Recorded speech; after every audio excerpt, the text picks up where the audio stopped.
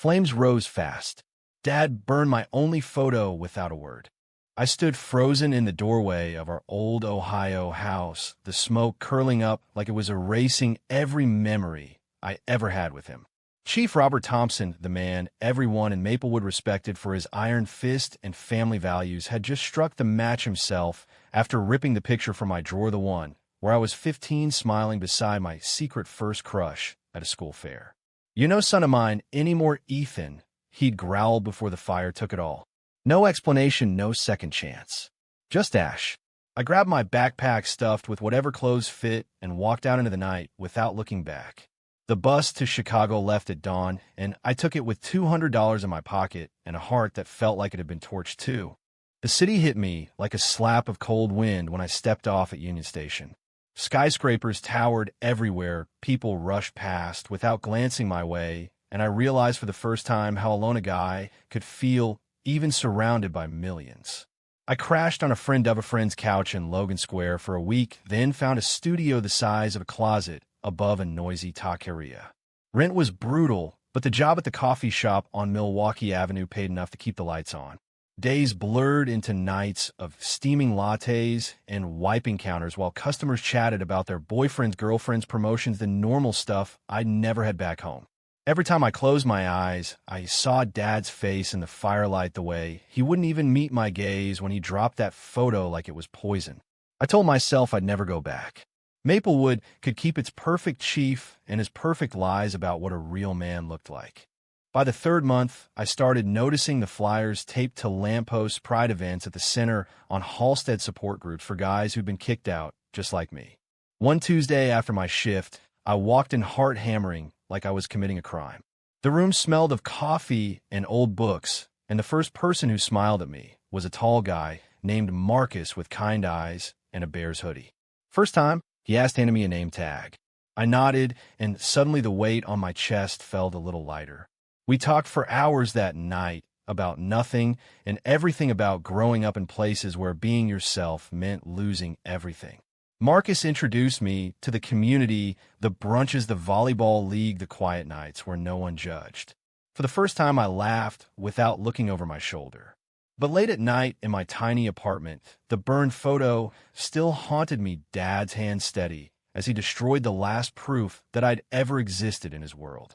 Weeks turned into a rhythm I could almost call life. I picked up extra shifts, learned to make the perfect pour-over, and even started saving for a better place. Marcus kept texting, checking, and inviting me to game nights where guys like us swapped stories without fear. One Friday, he pulled me aside after a movie at the Music Box. "You don't have to carry that Ohio baggage alone, Ethan. We've all got scars." His words stuck. I opened up a little, told him about Dad the Chief, the match, the flames. He listened without pity, just nodded and said, "You survived that. That's strength." We started hanging out more, dinners, walks along the lake where the Chicago skyline glittered like it approved of us. I felt my shoulders loosen for the first time in years. The prejudice I'd grown up with, the whispers in Maplewood about those people, faded against the noise of the L train and the laughter of friends who got it. But deep down, I wondered if I'd ever stop waiting for the other shoe to drop, if Dad's voice would ever quit echoing every time I let myself feel happy. The summer heat wrapped Chicago like a blanket, and my life finally started blooming in colors I never knew existed. Marcus became Jake after he corrected me with a grin one night at a rooftop party. "Call me Jake, everyone does." We danced under string lights to music that thumped through my ribs, and when he kissed me on the way home, it felt like the first real breath I'd taken since Ohio. Jake worked at a graphic design firm downtown, had a laugh that could fill a room, and eyes that made me forget the ashes. We spent weekends exploring Millennium Park, eating deep dish, and talking about dreams. He wanted his own studio. I wanted to write something honest someday. He introduced me to his circle at Boys Town parades and brunches, where stories of family rejection sounded familiar, but never defining. For once I let myself believe I could build something real. We moved in together after 3 months into a bigger apartment on Belmont with windows that let in the morning sun. Mornings I'd wake to Jake making coffee, and for a minute the world felt right. But cracks appeared slowly. He'd ask about my family, and I'd change the subject. "You're still hiding, Ethan," he said one night after I dodged a call from an old high school buddy who didn't know I was gay. I swore it wasn't shame, but the burned photo flashed in my mind every time, and I couldn't explain how deep that scar went. Jake started pulling away, hanging out with friends. I didn't know staying late at work. I told myself it was nothing. Then came the night I found a text on his phone from someone named Tyler. Can't wait to see you again, babe. The betrayal hit like another match striking. Jake didn't deny it, just shrugged and said, "You're never fully here, Ethan. Part of you is still back in that town with him." He packed a bag and left the next morning. The apartment fell hollow again, and I sat on the floor, staring at the empty closet, wondering if Dad had been right all along that I wasn't worth keeping. I didn't leave my bed for 3 days. Friends from the center brought food and quiet company, but the pain was a live wire. Jake's words looped in my head, "You're never fully here." He was right away. I've been carrying Ohio like a backpack full of rocks, refusing to set it down. I started seeing a counselor at the LGBT Center, a calm guy named Dr. Patel, who listened while I talked about the fire that chiefed the photo that no longer existed. "You don't have to forgive him, Ethan," he said, "but you do have to stop letting him live rent-free in your head." The sessions hurt, but they worked. I went back to the coffee shop, asked for more hours, and slowly rebuilt. One Saturday at the Pride Parade, I volunteered, handing out water, and met Liam. He was a nurse at Northwestern with warm brown eyes and a voice that felt like safety. We talked for hours about books and bad coffee and the way Chicago winters made you appreciate every sunny day.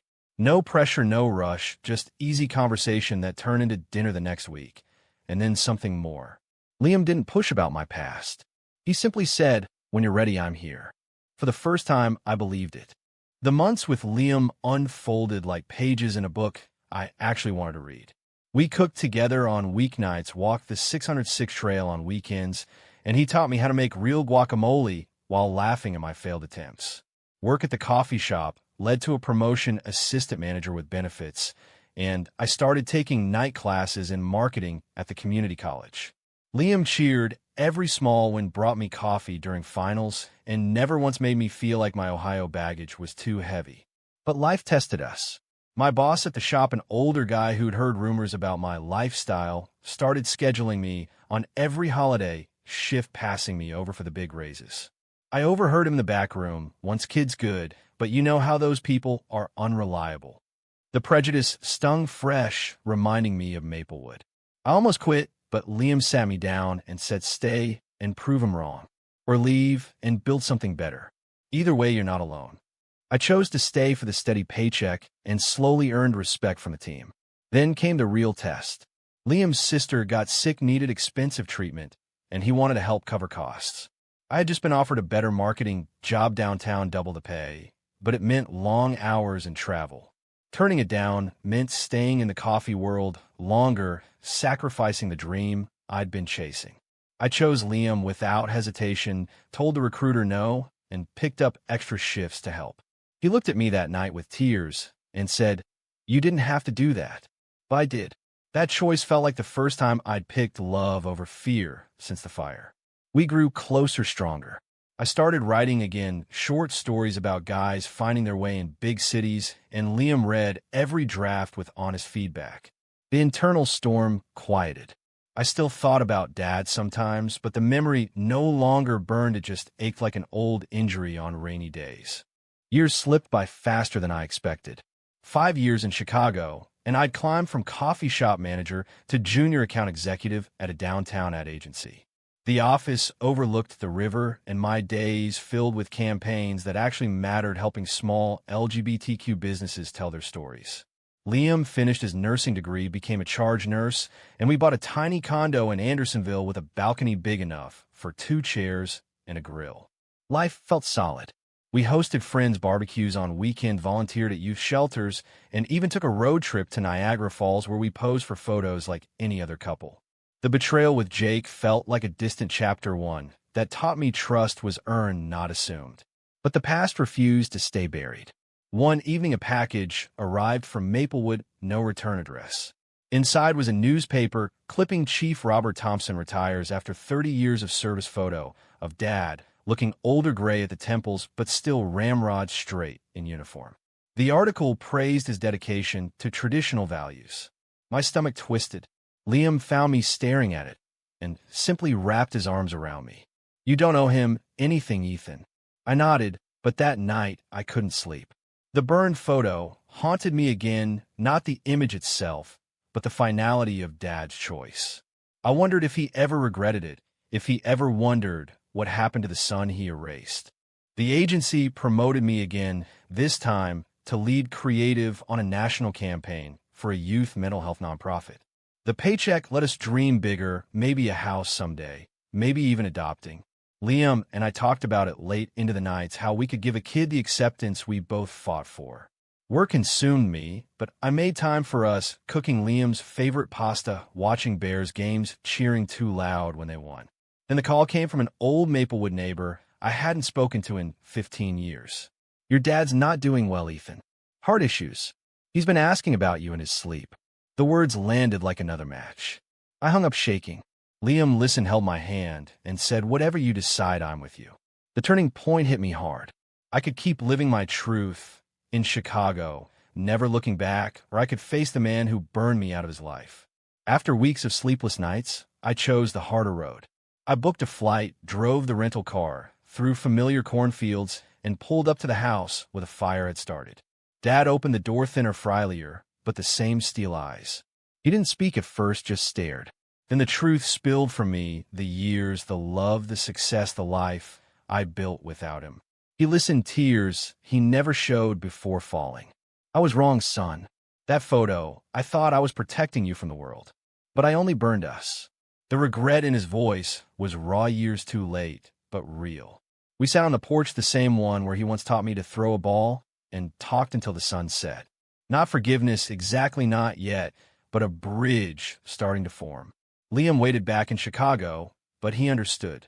This was my closure. 15 years after the flames, I stood in Dad's hospital room, the monitors beeping steady. He'd had a minor stroke, but the doctor said he'd recover with rest and real change. I'd flown back again, this time with Liam beside me. Dad looked at us both the way he once looked at suspects, and for the first time his shoulders dropped. "He's good for you, Ethan. Better than I ever was." The words cracked something open in me. I told him about the life we'd built, the campaigns that helped kids like I once was, the home we made where no one had to hide. Dad reached for my hand the first time since the fire and whispered, "I kept a copy of that photo hidden in my desk all these years. Couldn't let it go completely. I'm sorry, son. Truly." The truth he'd carried in silence all those years, the regret that ate at him every retirement speech, every quiet night, made the chief of police finally human. We didn't hug yet, but the air between us felt different, lighter. Back in Chicago, Liam and I sat on our balcony watching the city lights, and I realized the journey wasn't about erasing the burn marks. It was about letting them scar over strong enough to carry forward. Dad started calling once a month, awkward conversations that got easier. He even visited, once met our friends, and sat quietly while the laughter filled the room. The man who torched my photo now asked for recipes from Liam and listened when I talked about Pride events. The psychological weight I'd carried for so long finally lifted, not gone, but transformed into something that proved I survived. Life kept moving, the agency thrived. Liam proposed on a quiet Lake Michigan beach, and I said yes with the skyline behind us. The boy from Maplewood who watched his father burn his past had become a man who built his own future and somehow in the end helped his father see the light he'd tried to snuff out. In reflecting on Ethan's long road, I see how one match can scar generations, yet one honest conversation can begin healing. The story isn't about blame, it's about the quiet courage it takes to live your truth when the world and even family demand silence. Regret comes heavy when pride blocks love, but it's never too late to reach across the ashes if both sides choose to try. Carry your scars with pride, build the life that feels authentic, and remember that understanding someone else's pain doesn't erase your own, it simply lets you walk forward together. That's the real victory. No preaching, just the simple truth this journey taught me.